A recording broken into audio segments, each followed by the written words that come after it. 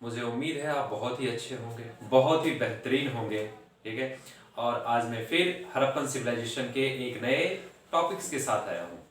देखो, स्वामी विवेकानंद ने एक बात कहा था।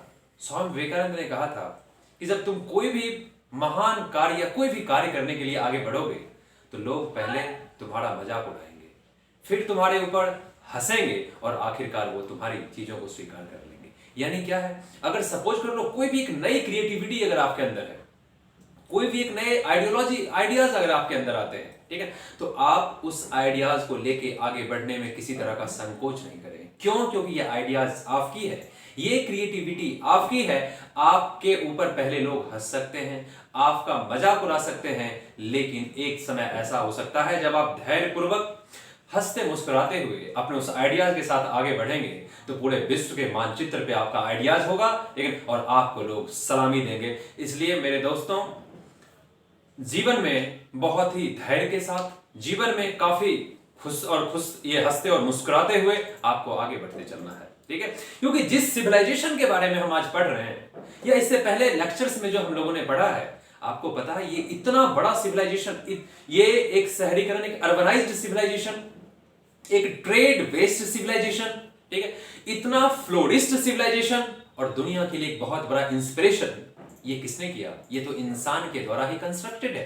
ठीक है, इसलिए इंसान कुछ भी कर सकता है, आप कुछ भी कर सकते हैं और अपने आइडियाज, अपने सोच, अपने लक्ष्य, अपने एम्बिशन को लेके पूरे डेडिकेशन और डिवोशन के साथ आगे बढ़े। और मैं गारंटी और वादे के साथ कह सकता हूं, एक दिन हमारे बच्चे बहुत ही आगे जाएंगे और पूरे विश्व में छा जाएंगे। चलिए, आज हम हड़प्पन सिविलाइजेशन के एक अलग टॉपिक्स के साथ आए हैं। उस टॉपिक्स में आज के लेक्चर्स में हम लोग इस टॉपिक्स को दो टॉपिक्स को आज हम लोग कवर करेंगे। लेकिन टॉपिक्स में बढ़ने से पहले मैं कुछ इंपॉर्टेंट चीजें आपके साथ शेयर करना चाहता हूं।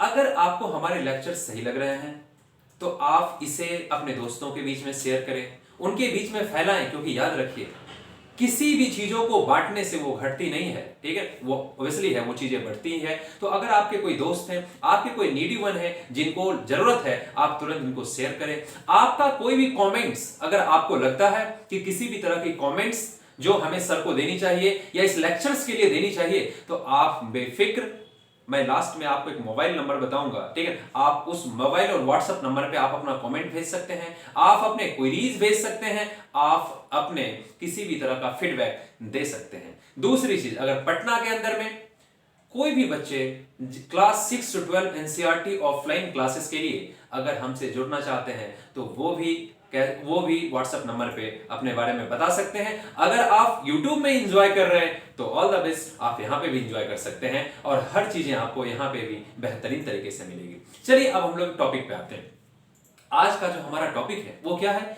इंपॉर्टेंट IVC साइट्स, यानी इंडस वैली सिविलाइजेशन। देखो, एक सबसे इंपॉर्टेंट चीज जो तुमको समझना है वो क्या है? इंपॉर्टेंट ये हमको समझना है, ये जो हम एक नए सिविलाइजेशन के बारे में जो बात कर रहे हैं, ये क्या सिविलाइजेशन है? अंदाजा लगाइए, आज से 5000 साल पहले का जो सिविलाइजेशन है उसमें क्या कोई नई चीजें पढ़नी है? कोई भी हिस्ट्री का टॉपिक है उसको आज से कंपैरिजन कर लो, ठीक है, आज से उसका कंपेयर करो, ठीक है, आज से उसको रिलेट करो और पता चलेगा कि बहुत ही आसान है। हर इंडस वैली सिविलाइजेशन के बारे में हम लोग पढ़ रहे हैं, तो क्या पढ़ रहे हैं? Indus valley civilisation. आज पूछा जाएगा कि आज के इंडिया में कौन कौन से सिटीज हैं, आज के इंडिया में कौन कौन से बड़े बड़े टाउन्स हैं, आज के इंडिया में कौन कौन से ट्रेड टाउन्स हैं, एजुकेशनल टाउन्स हैं, आज के इंडिया के लोग क्या खाते हैं, आज के भारत के अंदर में कौन कौन से धर्म के लोग रहते हैं, आज के भारत की आबादी क्या है, आज के भारत का पॉलिटिकल सिस्टम क्या है। बस यही सारी चीज तो हमको किस में पढ़ना है? इंडस वैली सिविलाइजेशन में पढ़ना है। बस सिंपल चीजें कि जो चीजें आज हमारे जीवन में, हम देश के अंदर में तमाम चीजें जो अपने आसपास देख रहे हैं,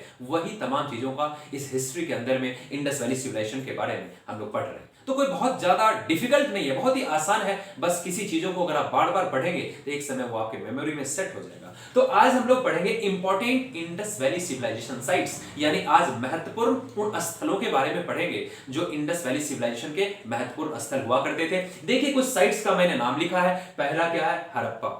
ये हड़प्पा जो है ये पाकिस्तान में है। इंडस वैली सिविलाइजेशन का एक बहुत ही महत्वपूर्ण साइट्स हड़प्पा हो गया। दूसरा है मोहनजोदारो। ये मोहनजोदारो क्या है? ये भी एक महत्वपूर्ण साइट्स है और ये पाकिस्तान में पड़ता है। कहां पे? यानी हड़प्पा और मोहनजोदड़ो दोनों पाकिस्तान में पड़ता है। तीसरा जो हमारा साइट्स है वो कालीबंगन, वो भारत के अंदर में राजस्थान में पड़ता है। चौथा देखिए यहां पे दो साइट्स का नाम मैंने लिखा है, एक लोथल है, एक रंगपुर है। ये दोनों साइट्स गुजरात में पड़ते हैं, भारत के राज्य जो गुजरात है उसमें ये दोनों स्थल पाए जाते हैं। पांचवा क्या है? सुरकोटडा, धौलावीरा। ये जो दो स्थल मैंने लिखा है ये दोनों स्थल गुजरात में पाए जाते हैं। अगला देखिए चनहुद्रो, ठीक है, चनहुद्रो ये भी कहां पे? ये पाकिस्तान में पाए जाते हैं। अगला देखिए रोपर, ये इंडिया के अंदर में पंजाब में पाए जाते हैं रोपर। और बनावली जो है वो हरियाणा में पाए जाते हैं। नाइन्थ जो आप देख रहे हैं सोरदुघई, ये सोरदुघई ये अफगानिस्तान में पाए जाते हैं। यानी मैंने आपको बताया कि ये इंडस वैली सिविलाइजेशन के इंपॉर्टेंट साइट्स और वो अभी यानी प्रेजेंट डे में वो कहां पे पाए जाते हैं। इनके अलावा और भी कई सारे साइट्स हैं। पिछले क्लास में ही जब मैंने आपको है ना हड़प्पन सिविलाइजेशन का फिजिकल एक्सपेंशन बताया था तो मैंने आपको बताया था कि ऊपर में मांदा है जम्मू कश्मीर में साउथ में अगर आप चलेंगे दायमाबाद आ जाता है। ईस्टर्न में अगर आप चलेंगे तो मेरठ के अंदर में मैंने आपको बता दिया था आलमगीरपुर है। अगर आप वेस्टर्न में चलते तो सुदका गेंडोर यानी ये बलूचिस्तान पाकिस्तान में पड़ता है। तो कई सारे साइट्स हैं, ठीक है। अब ये तमाम चीजों को हम लोगों ने देख लिया। अब अगला हमारा क्या टॉपिक है? Archaeological discoveries from Indus valley sites. Archaeological discoveries from Indus valley sites का मतलब क्या होता है? यानी वो जो हम लोगों ने यहाँ पे साइट्स के बारे में पढ़ा, इन साइट्स से हमें क्या क्या आर्कियोलॉजिकल एविडेंसेस यानी हिंदी में पुरातात्विक साक्ष्य मिलते हैं, ठीक है। तो जैसे मान लो हड़प्पा है, मोहनजोदड़ो है, सुदका गेंडोर है, कालीबंगन है, सुरकोटडा है, सोरदुघई है, ये जो भी स्थल यहाँ पे दिए हुए हैं ये स्थल का नाम है देखिए। और इनके आगे वो एविडेंसेस हैं, वो आर्कियोलॉजिकल डिस्कवरीज हैं जो हमारे आर्कियोलॉजिस्ट को यहां से मिलते हैं। तो देखिए हड़प्पा के बारे में एक सबसे इंपॉर्टेंट चीज है, हड़प्पा कौन से नदी, हड़प्पा पाकिस्तान में ये तो आपने पढ़ा, लेकिन हड़प्पा कौन से नदी के किनारे बसा हुआ है? यानी हड़प्पा जो है ये जो तुम्हारा मेजर साइट्स थे इंडस वैली सिविलाइजेशन के, वो कौन से रिवर के बगल में वो कह सकते हैं वो सिचुएटेड था? तो आप यहां देखिए रावी रिवर है ना। ये रावी क्या है? आपने इंडस रिवर का नाम पढ़ा होगा। इंडस का की जो है यानी ये जो सिंधु नदी है उसकी सहायक नदियां हैं, यानी उनके ट्रिब्यूटरीज हैं, ठीक है ना। तो यानी ये तुम्हारा क्या हो गया? हड़प्पा हो गया। कौन से नदी के पास है? रावी नदी। अब आगे हम लोग देखेंगे कि ये हड़प्पा से ये जो हड़प्पा जो इंडस वैली सिविलाइजेशन का जो मेजर साइट्स है वहां से क्या क्या आर्कियोलॉजिकल डिस्कवरीज यानी पुरातात्विक साक्ष्य मिलते हैं। पहला देख लीजिए ग्रैनरीज। ग्रैनरीज का मतलब होता है अन्नागार। यानी आप देखते हैं जब आप ये क्रॉप्स का प्रोडक्शन करते हो, चाहे व्हीट्स आप बोते हो, चाहे आप मक्का बोते हो या कोई भी फसल बोते हो, ठीक है, तो आपको पता है जब आपकी प्रोडक्शन ज्यादा होती है तो आप उसको स्टोर करने के लिए आपके पास एक बहुत बड़ा ग्रैनरीज होनी चाहिए, ठीक है। तो ऑब्वियसली बात है हड़प्पा से एक बहुत बड़े क्या क्या मिले? ग्रैनरीज मिले हैं। दूसरा बलक कार्ट्स, बैलगाड़ी के एविडेंसेस यहां से मिलते हैं। आगे देखिए मोहनजोदारो। ये मोहनजोदारो कहां पे था ये भी मैंने आपको बताया, ये पाकिस्तान में है। और मोहनजोदारो को एक नाम से जाना जाता है माउंड ऑफ द डेड, ठीक है। यहां देखिए यहाँ पे नहीं लिखा हुआ है लेकिन मोहनजोदारो को क्या बोला जाता है? Mound of the dead. यहाँ पे देखिए ऊपर में लिखा हुआ है माउंड ऑफ द डेड यानी मृतकों का टीला। यानी किस हड़प्पन साइट्स को, यानी which Harappan sites is known as mound of the dead. तो आप बहुत ही आसानी से कह सकते हैं ये कौन सा है? मोहनजोदारो है। मोहनजोदारो कौन से पाकिस्तान में पड़ता है और ये कौन से नदी के किनारे बसा हुआ था? Indus river. याद रखिएगा हड़प्पा रावी रिवर और जो मोहनजोदारो है ये इंडस रिवर। अब हमें ये देखना है कि मोहनजोदारो से कौन कौन से आर्कियोलॉजिकल एविडेंसेस हमें मिलते हैं, आर्कियोलॉजिकल डिस्कवरीज हमें वहां से प्राप्त होती हैं। तो यहां पे देखिए ग्रेट बाथ, एक बहुत बड़ा स्नानागार, यानी ग्रेट बाथ को हिंदी में हम लोग बोलते हैं विशाल स्नानागार, हमें कहां से मिलता है? मोहनजोदड़ो से मिलता है। बिग ग्रैनरीज, यहां से भी बहुत बड़े अन्नागार मिलते हैं, है ना, अनाज रखने वाला जो एक बहुत बड़ा स्टोरेज कैपेसिटी वाला जो अन्नागार होता है वो मिलते हैं। लेकिन एक चीज याद रखिएगा हड़प्पा से भी ग्रैनरीज मिल रहे हैं, मोहनजोदारो से भी ग्रैनरीज मिल रहे हैं, लेकिन इन दोनों ग्रैनरीज में जो सबसे बड़ा ग्रैनरीज था वो हमें कहां से मिलता है? वो हमें मोहनजोदारो से मिलता है। तो मोहनजोदारो से दो चीजें हमें मिली, एक ग्रेट बाथ, बिग ग्रैनरीज। उसके अलावा क्या मिलती है? ब्रॉन्ज डांसिंग गर्ल यानी कांसे की नर्तकी मिली है हमें यहां से, ठीक है। सील्स ऑफ पशुपति महादेव, ये जो आप देखते हैं प्रेजेंट टाइम में, ठीक है, अगर आप हिंदू कल्चर की बात करें, ठीक, हिंदू संस्कृति सनातन धर्म की बात करें, पशुपति महादेव को हम लोग पूछते हैं, ठीक है, वहां से सील्स मिले। क्योंकि आपको मैंने पिछले क्लास में बताया था कि सील्स का हड़प्पन सिविलाइजेशन में कुछ ज्यादा ही महत्व था। खास करके हड़प्पन सिविलाइजेशन के अंदर में ट्रेड के वजह से सील्स का इंपॉर्टेंस कुछ ज्यादा ही था। यानी सील्स एक बहुत बड़ा इंपॉर्टेंट रोल प्ले कर रहा था, लेकिन कह सकते हैं ट्रेड के लिए या किसी मटेरियल्स को एक्सचेंज करने में, एक जगह से दूसरी जगह भेजने में सील्स का एक बहुत ही प्रोमिनेंट रोल हुआ करता था। तो यहां पे आपने क्या देखा, सील्स ऑफ पशुपति महादेव, यानी कुछ मोहरे मिली है जिसपे पशुपति महादेव का चित्र बना हुआ है। ठीक है, आइए कहां से मिली, तो मोहनजोदड़ो से। आगे देखिए, steatite statue of beard man.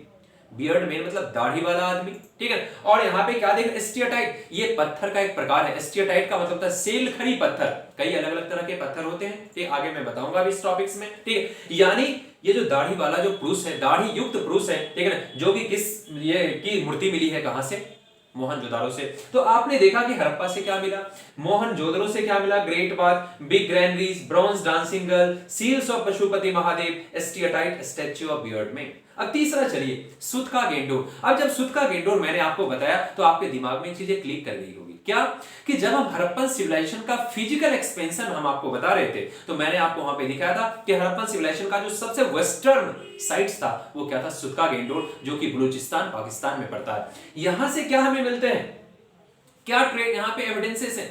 ठीक है, तो आपको पता है, आपने क्लास 11th में नाम सुना होगा या नहीं, अगर नाम सुना है तो फिर भी आप सुन लीजिए। मेसोपोटामियन सिविलाइजेशन के बारे में मैंने आपको, मेसोपोटामियन सिविलाइजेशन, जो मेसोपोटामिया सभ्यता है उसके अंदर में एक बहुत बड़ा शहर हुआ करता था, बेबीलोन। क्या हुआ करता था, बेबीलोन। यानी हड़प्पा और बेबीलोन के बीच एक ट्रेड पॉइंट हुआ करता था। कौन, सुतका गेंडोर। यानी हड़प्पा और बेबीलोन के बीच जब ट्रेड होता था ना, तो उसके बीच एक ट्रेड पॉइंट होता था सुतका गेंडोर। कालीबंगन, ठीक है, देखो बंगन नाम से पता चल रहा है बैंगल यानी चूड़ियां।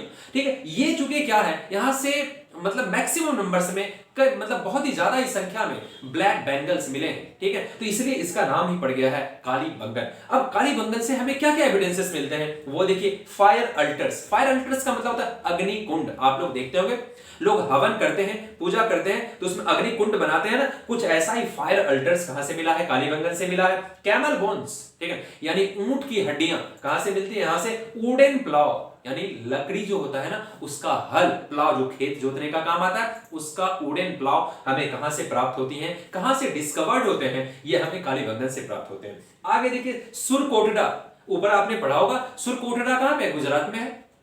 सुरकोटड़ा से क्या मिले, बोन्स ऑफ हॉर्सेस। अब यहां पे एक सबसे इंपॉर्टेंट चीज है जो आपको समझना है, बोन्स ऑफ हॉर्सेस हमें कहां से मिल रहे हैं, सुरकोटड़ा से। लेकिन दिमाग में रखिएगा, but Harappan Indus valley civilisation और Harappan civilisation was not a horse centred civilisation. लेकिन ये जरूर है कि कुछ जगहों से हमें घोड़े के हड्डियों के एविडेंसेस मिलते हैं। लेकिन अगर आपसे पूछा जाएगा कि क्या Harappan civilisation was a horse centred civilisation, आपको बताना है जी नहीं, Harappan civilisation was not a horse centred civilisation. क्यों, क्योंकि वहां से जो सील्स मिले हैं, वहां से जो मुहरे मिले हैं, उसमें बाकी जानवरों के चित्र जितनी बड़ी संख्या में दिए गए हैं, उससे काफी, उसकी तुलना में काफी कम चित्र मिलते हैं किसके, हॉर्सेस के। ठीक है, चलिए आगे देखिए, सोरतुघई। सोरतुघई, अभी सोरतुघई अफगानिस्तान में पड़ता है। आप देखेंगे ट्रेसेस ऑफ कैनाल, आप देखेंगे कि कई सारे हड़प्पन साइट्स हैं, कई सारे हड़प्पन साइट्स हैं, वहां से क्या है, आप देखेंगे वो सेमी एरिड रीजन्स में एग्जिस्ट करते थे। सेमी एरिड रीजन्स का मतलब होता है वो रीजन्स जहां पे रेनफॉल बहुत ही कम होता था, यानी जहां पे बारिश काफी कम होती थी। तो इसलिए कई हड़प्पन साइट से, ठीक है, क्या मिले हैं, कहीं से वाटर रिजर्वायर मिले हैं, कहीं से कैनाल्स मिले हैं। क्यों मिले गए, ये सब बनाए जाते थे ताकि बारिश के पानी को क्या कर सके, कलेक्ट कर सके, उसको स्टोर कर सके, ताकि इरिगेशन में किसी तरह की कोई समस्या नहीं आ सके, है ना। तो इरिगेशन सिस्टम, एक वेल मेंटेन्ड इरिगेशन सिस्टम वहां पे डेवलप है। Well maintained drainage system Harappa में डेवलप है। ठीक है, well maintained road and transport system Harappa में डेवलप्ड, ये आप कह सकते हैं हड़प्पा में आपको देखने को मिलेगा। यानी बहुत ही कह सकते हैं एक डेवलप्ड सिविलाइजेशन, बहुत ही वेल प्लान्ड सिविलाइजेशन का एग्जांपल हमें इंडस वैली सिविलाइजेशन से मिलता है। और सिर्फ कह सकते हैं वो सिर्फ पढ़ने के लिए नहीं, आज पूरे विश्व के लिए, इंडिया के लिए, जब पूरी दुनिया आगे बढ़ रही है, पूरा विश्व आगे बढ़ रहा है, उसके लिए एक बहुत बड़ा सोर्स ऑफ इंस्पिरेशन है। क्योंकि आपको तरक्की करनी है तो उससे पहले हमें चीजों को कहीं ना कहीं से सीखनी पड़ती है। कोई भी काम आप करो, ठीक है, कहते हैं कि जब हम कोई भी नया शुरुआत करते हैं, कुछ बड़ा लक्ष्य लेते हैं, तो उससे पहले हम कुछ सफल व्यक्ति के जीवनी को पढ़ते हैं, जो व्यक्ति उस रास्ते पे चल के सफल हो चुके हैं। कुछ ऐसा ही अगर हम कोई बड़ा शहर का निर्माण करते हैं, कोई डेवलप्ड सिटी का निर्माण कर रहे हैं, तो उसके लिए हड़प्पन सिविलाइजेशन एक बहुत ही बड़ा एग्जाम्पल बन जाता है। कल आप भी सफल हो जाएंगे, तो जो भी व्यक्ति आगे बढ़ना चाहेंगे उनके लिए आप एक बहुत बड़े सोर्स ऑफ इंस्पिरेशन होंगे। इसलिए सफलता को पकड़ के आगे बढ़ना है और किसी भी हालत में उसे पाना है। चलिए, तो सुरकोटरा से क्या मिले? बोन्स ऑफ हॉर्सेस, बट याद रखिएगा it was not a horse centred civilisation. आगे क्या बोल रहा है? Shortugai traces of canal, Dholavira Gujarat में है, वहां से क्या मिलते हैं? Water reservoir. ठीक है, आगे लोथल। लोथल देखो, दो ऊपर में दो बताया था ना कौन कौन से नदी के किनारे है। लोथल के बारे में अगर मैं बताऊं तो ये कौन से रिवर के आसपास है? ये भोगवा रिवर के पास है। ये कौन से रिवर के पास है? भोगवा रिवर के पास। यानी लोथल से हमें क्या मिलते हैं?